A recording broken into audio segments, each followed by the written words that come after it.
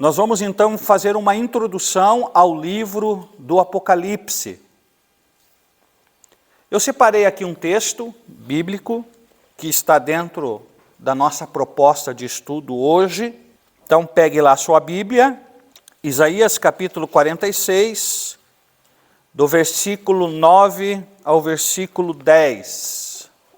Diz assim: lembre-se das coisas passadas, das coisas da antiguidade, que eu sou Deus e não há outro. Eu sou Deus e não há outro semelhante a mim. Desde o princípio, anuncio o que há de acontecer e desde a antiguidade revelo as coisas que ainda não sucederam. Ok? Guarde então a leitura desse texto, a gente vai falar sobre ele no decorrer do nosso estudo. O livro do Apocalipse, ele vai então encerrar a revelação de Deus para o homem. A palavra, Apocalipse, ela é uma transliteração da palavra grega, cuja a tradução quer dizer revelação. Revelação das coisas do fim ou dos acontecimentos finais. Em Gênesis, nós temos então o início, nós temos então o princípio de tudo. E Apocalipse é o fim, é o término, é a consumação de todas as coisas. A pergunta que surge então para nós é como tudo vai terminar. Nós vamos então começar a partir de hoje a ir com muita calma, com muita tranquilidade, revendo então esses acontecimentos. Muitos dizem assim, o valor de alguma coisa é verdadeiramente alto se considerarmos a seguinte pergunta: o que eu faria sem essa coisa? Caso você sobreviva sem essa coisa, então a mesma não tem muita importância. Mas se você não sobrevive com essa coisa, então ela tem muita importância. Nós podemos então aplicar esse pensamento ao livro do Apocalipse. Como seria a Bíblia sem o livro do Apocalipse? Seria então algo com começo, algo com meio, mas sem fim. Então a Bíblia, ela é, hoje para nós, um livro completo. Você pode afirmar isso? A Bíblia, ela é um livro completo. Então, se tivesse faltando o livro do Apocalipse, ela não seria completa. Então, o livro do Apocalipse, ele é então o desfecho. Ele vai então fazer o arremate final de toda a palavra de Deus, de toda a palavra do Senhor. Nós temos aqui o nome de uma pessoa, Griffith Thomas. Ele foi então aqui um grande escritor evangélico. Ele fez então um resumo da Bíblia, tomando-se como referência a pessoa de Jesus Cristo. Jesus Cristo é a pessoa mais importante da Bíblia. Amém? Gênesis e Deuteronômio é a revelação. Nesses livros vai ser revelado tudo. Josué e Esther, Thomas coloca como a preparação. Jó, a Cantares, a aspiração. Isaías, a Malaquias, os profetas, a expectativa. Lembre-se, tudo relacionado à pessoa de Jesus Cristo. Mateus a João, que são então os evangelhos, é a manifestação de Jesus. Atos e Judas é a realização. E aí ele coloca Apocalipse, consumação. Quer dizer, é o término, é o arremate final. Agora, a gente já falou isso nos nossos estudos anteriores, que para que a gente possa compreender bem o livro do Apocalipse, olha, isso é muito importante para nós. É necessário conhecermos o restante da Bíblia, especialmente os livros do Antigo Testamento. Tem um dado interessante aqui, dos 404 versículos do Apocalipse, 265 contém frases que envolvem cerca de 550 referências do Antigo Testamento. Então, não é possível a gente conseguir compreender o livro do Apocalipse sem a gente ter uma noção dos livros, né, do Antigo Testamento. Por isso que talvez muitas pessoas têm dificuldade em compreender e entender algumas coisas que estão lá registradas no livro do Apocalipse. Você muitas vezes lê um texto bíblico e aí você fica pensando, meu Deus, mas qual é o significado disso? Aonde que isso quer chegar? E aí se a gente observar com muito cuidado, você vai ver o seguinte, puxa, mas muitas dessas coisas já foram ditas lá atrás, já foram reveladas lá atrás, através de profecias. Então, se a gente tem uma linha de raciocínio com a junção desses livros do Antigo Testamento, a gente vai conseguir, né, pelo menos, compreender e entender algumas coisas que estão lá no Apocalipse. O livro do Apocalipse, ele é o quê? Uma profecia. De quem para quem? De Deus para o homem. Então, você já parou para pensar sobre isso? Por que Deus resolve então dar profecias ao homem? Qual seria a resposta? A gente volta lá naquilo que a gente utiliza-se, e hoje é domingo de Páscoa, né, a maior prova de amor de Deus para com as nossas vidas, entregando o seu Filho. Então, se Deus deu essas profecias ao homem, Ele deu por um único motivo, porque Ele os ama. Porque Deus ama o homem, porque Deus ama a humanidade, porque Deus, então, nos ama. Olha lá, ó, nós temos dois textos bíblicos ali, Gênesis 18 e 17. Só assim um dado interessante sobre essa questão do amor, né, de Deus para o homem. Aqui está falando da história de Abraão. O Senhor disse, será que eu devo esconder de Abraão o que eu estou para fazer? Visto que Abraão certamente virá a ser uma grande e poderosa nação, e nele serão benditas todas as nações da terra, eu devo ocultar essas coisas a Abraão? E aí a gente vai vendo, ao longo da história de Abraão, que Deus vai revelando muitas coisas a Abraão, vai mostrando muitas coisas para ele. E aí a gente tem uma referência agora do Novo Testamento, Tiago, capítulo 2, versículo 23, que fala como que Abraão foi então chamado, como que ele é visto amigo de Deus. Parece que a gente vê, em algum momento, Jesus dizendo aos seus discípulos, não chamo vocês mais de servos, mais de amigos. Então, amados irmãos e irmãs, é amizade. Deus quer fazer amigos, não só adoradores para ficar adorando. Ele quer partilhar as suas palavras conosco. Então é por causa desse amor que Deus então nos dá as profecias. Isaías 46, no início aqui do nosso estudo, versículo 9 e 10, diz assim, eu anuncio desde o princípio, eu anuncio desde a antiguidade as coisas que ainda não sucederam. Então, o Senhor, Ele quer compartilhar conosco tudo. Amém? Agora, é fato, muitas coisas nos serão reveladas quando nós chegarmos na glória. Não é assim que a gente ouve? Mas por quê? Só na glória? Por que não pode ser nos nossos dias hoje? Por que não pode ser agora? Só tem uma resposta. Provavelmente é porque nós não estamos preparados para essa amizade com Deus, para essa amizade com o Senhor, para esse relacionamento mais profundo com Deus. Quando você olha para a palavra de Deus e você vê Deus falando com pessoas nas Escrituras Sagradas, você não fica impressionado?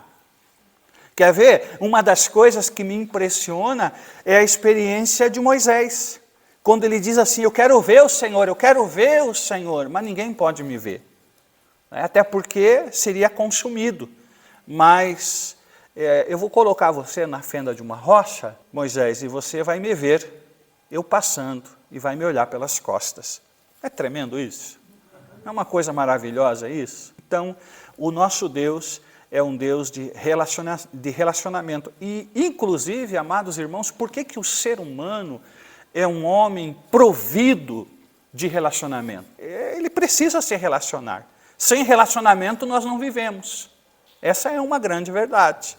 Então isso está no DNA de Deus, no DNA do Senhor. O Apocalipse, então, amados irmãos e irmãs, é muito especial. Ele também tem essa missão de consolo, de consolar os nossos irmãos lá no início da igreja. Lembre-se, hoje nós estamos fazendo uma introdução. João, então, escreveu o livro do Apocalipse, mediante, então, as visões e as revelações que ele estava tendo da parte de Deus, com esse motivo de consolar a igreja, de consolar, então, os irmãos. Agora, o que a gente pode já identificar aqui é que o Apocalipse, ele vai mostrar, então, Jesus para nós de uma forma um pouco, ou bem diferente, daquilo que a gente encontra nos evangelhos. A gente já vai ver isso no início dos nossos estudos. Então, João, ele vai mostrar Jesus aqui como soberano Senhor, como juiz de toda a terra. Os livros anteriores ao livro do Apocalipse revelam Jesus como humilde, revelam Jesus como servo, mostra Jesus como aquele que vai então ao matadouro, né? Como uma ovelha muda que vai então ao matadouro. Então a mensagem da graça, a mensagem de humildade. Porém, o Apocalipse vai revelar Jesus como o grande juiz. Ok? Vamos então prosseguindo, diz assim: sabemos que toda a Bíblia aponta para Jesus.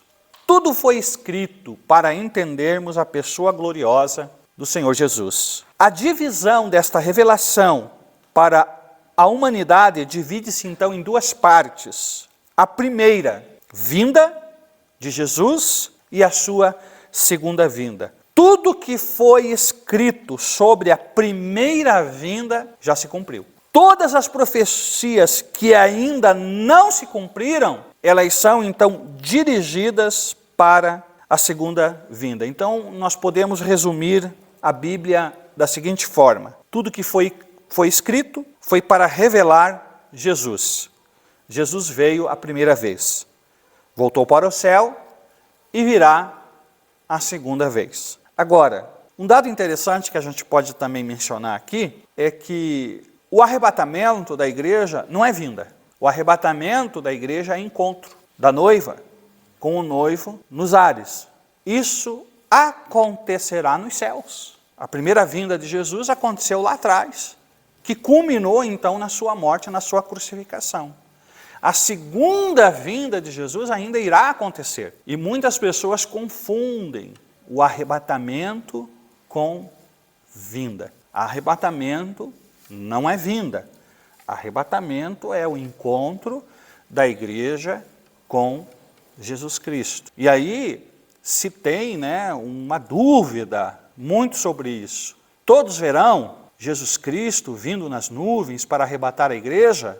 Ou só os que serão arrebatados? Nós conhecemos histórias sobre isso, de que as pessoas ao longo dos dias, perceberão a ausência dos outros. Então, deduz-se que nem todo olho verá. Inclusive, até aqueles que viveram antes e que morreram fisicamente, terão a oportunidade de, no arrebatamento da igreja, ressuscitarem. Paulo fala isso, né, aos Tessalonicenses. Os que foram mortos, os que estiveram mortos, ressuscitarão primeiro. E os que estiverem vivos serão então arrebatados. Todos terão então os seus corpos, o seu corpo transformado. Aí tem uma pergunta. A noiva de Cristo não. A igreja visível, aquela igreja que a gente vê, aquela igreja que a gente enxerga, muitos desses que estão dentro da igreja, com certeza, entrarão no período da grande tribulação. Você sabe qual é o propósito de Deus ao deixar revelado tantos detalhes das coisas futuras? O de tomarmos uma posição de espera da volta de Jesus. Sabendo que é tão certa essa volta, nossa geração está sendo chamada a tomar uma posição de vida, uma posição de espera do noivo, uma posição do dia de nos encontrarmos então com ele, né? Aqui fala do dia do casamento, né? As bodas do Cordeiro. Essa posição é de termos uma vida de santidade. Então aqui a gente tem uma linha wesleyana, espalhar a santidade bíblica. Por isso que do ser santo, da santidade, de realmente nos purificarmos, nos limparmos, embora nós não consigamos fazer isso. É Jesus que faz isso nas nossas vidas. Nós temos 3 textos aqui. O primeiro deles é 1 João, capítulo 3, do verso 2 ao 3, que vai dizer para nós lá que nós somos filhos de Deus. Vamos ver lá então, 1 João. Amados, agora somos filhos de Deus, mas ainda não se manifestou o que haveremos de ser. Sabemos que quando ele se manifestar, seremos semelhante a ele, porque haveremos de vê-lo como ele é. O segundo texto, 2 Pedro, capítulo de número 3, do versículo 11 ao 14. Uma vez que tudo será assim desfeitos, vocês devem ser pessoas que vivem de maneira santa e piedosa, esperando e apressando a vinda do dia de Deus. Por causa desse dia, os céus incendiados serão desfeitos, e os elementos se derreterão pelo calor. Nós, porém, segundo a promessa de Deus, esperamos novos céus e nova terra, nos quais habita a justiça. Por essa razão, amados, esperando estas coisas, esforcem-se para que Deus os encontre sem mácula, sem culpa e em paz. E o outro texto é o texto de Tito, capítulo 2. Tito, capítulo 2, do versículo 11 ao 15. Diz assim: porque a graça de Deus se manifestou, trazendo salvação a todos. Ela nos educa para que reneguemos a impiedade e as paixões humanas. Vivamos nesse mundo de forma sensata, justa e piedosa, aguardando a bendita esperança e a manifestação da glória do nosso grande Deus e Salvador Jesus Cristo. Ele deu a si mesmo por nós, a fim de nos remir de toda iniquidade e purificar para si mesmo um povo exclusivamente seu, dedicado à prática de boas obras. Ensine estas coisas, também exorte e repreenda com toda autoridade, que ninguém despreze você. Então, esses 3 textos que a gente está vendo, sempre vai trazer uma menção desse estar com Jesus, desse encontro com Ele, fala de um teor assim escatológico. Então a gente vê aqui que essas 3 passagens, elas vão nos falar desse findar, Então, fala do momento, fala do agora, fala de como nós devemos estar, né? Então, assim, nós vivemos essa expectativa, a igreja, durante séculos, vive essa expectativa do encontro com Cristo. Então, é tempo, e nós não podemos deixar passar muito, de organizar, né, a nossa vida com Deus, a nossa vida com o Senhor. Então, o que está ligado ao que a gente lê nesses 3 momentos das Escrituras Sagradas? O que está escrito ali? Seja o quê? Santo. O que é ser santo? No teu entendimento, o que é ser santo para você? Separado para Deus, separado para o Senhor. Ter uma vida aqui, como diz, né, irrepreensível, sem mácula. E aí a gente vai observando aqui, ó, renegando as paixões mundanas, renegando aquilo que é sujo, aquilo que pertence ao mundo, tudo aquilo que pertence às vontades e os desejos da carne, tudo aquilo que vem, então, de Satanás, que daí são as tentações, são essas as coisas que então vão nos sujar espiritualmente. Então, você perceba que não adianta eu conhecer todos os caminhos do Apocalipse, se a palavra não for rema na minha vida, não for libertadora. Voltamos agora ao livro de Daniel, lá no capítulo 12, do versículo 8 ao 10. Olha só qual vai ser a fala de Daniel a respeito do tempo do fim. As próprias profecias que lhe foram dadas. Vamos ver lá, Daniel capítulo 12, a partir do verso 8, diz assim: eu ouvi, mas não entendi. Então eu perguntei, meu Senhor, qual será o fim destas coisas? E ele respondeu, olha o que ele respondeu: siga o seu caminho, Daniel, porque estas palavras estão encerradas e seladas até o tempo do fim. Essas palavras estão encerradas e seladas até o tempo do fim. Quer dizer, Daniel teve as revelações dos acontecimentos, nós vimos isso lá em Daniel capítulo 9, mas aí ele chega no final e ele diz assim: eu não estou conseguindo entender, eu não estou conseguindo então compreender. Qual será o fim de todas essas coisas? Aí Deus, o Senhor, vai responder: olha, Daniel, não é para você. Essas palavras estão encerradas, seladas, e só serão reveladas no momento certo. Olha como que o Espírito Santo de Deus, ele vai trabalhando. Parece que chega um tempo, e aí a gente já na vida da igreja, que essas revelações, elas vão tendo sentido, correto?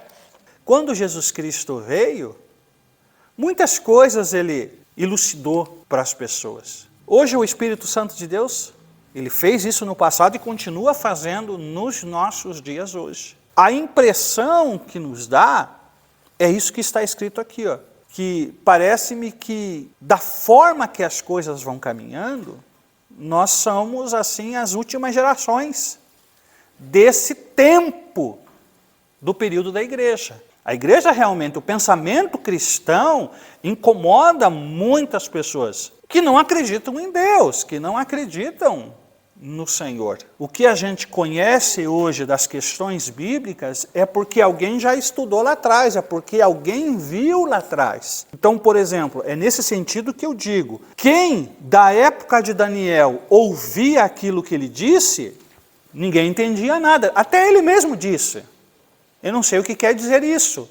Daniel recebeu as revelações, essas revelações são revelações tremendas de Deus. Aí diz assim, guarde bem isto, foi Deus quem revelou a Daniel. É Deus quem revela sua palavra. Quem é que revela a palavra? É Deus.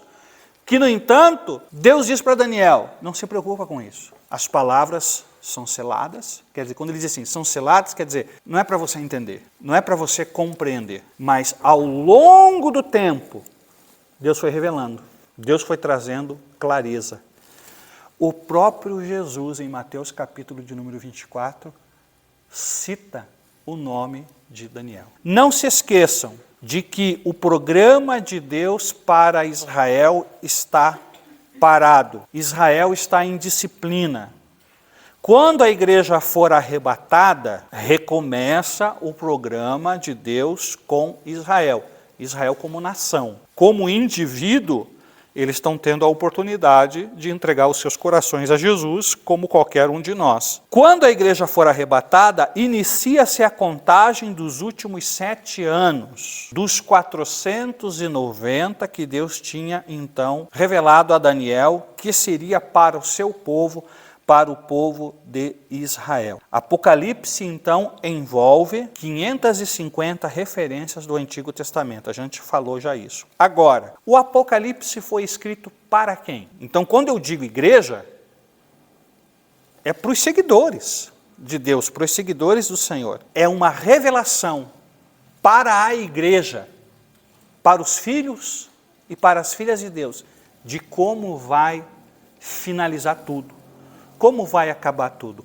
É claro que hoje a nossa inteligência ela é um pouco mais limitada. Porque, sei lá, talvez a gente não estabeleça um critério para a nossa vida de estar ali, né, com Deus, né? Mas a gente vai conseguir, em nome de Jesus, encontrar e desvendar muitos enigmas que estão dentro do Apocalipse. E que nos ajudarão, enquanto que igreja, saber o desfecho de todas as coisas. A igreja precisa saber o desfecho de todas as coisas. Então, esse negócio de pessoas da igreja dizer que o Apocalipse não interessa para mim, porque eu vou ser arrebatado, então a igreja precisa saber o desfecho. Até porque nós vamos poder, então, orientar vidas, orientar pessoas. Encerramos aqui.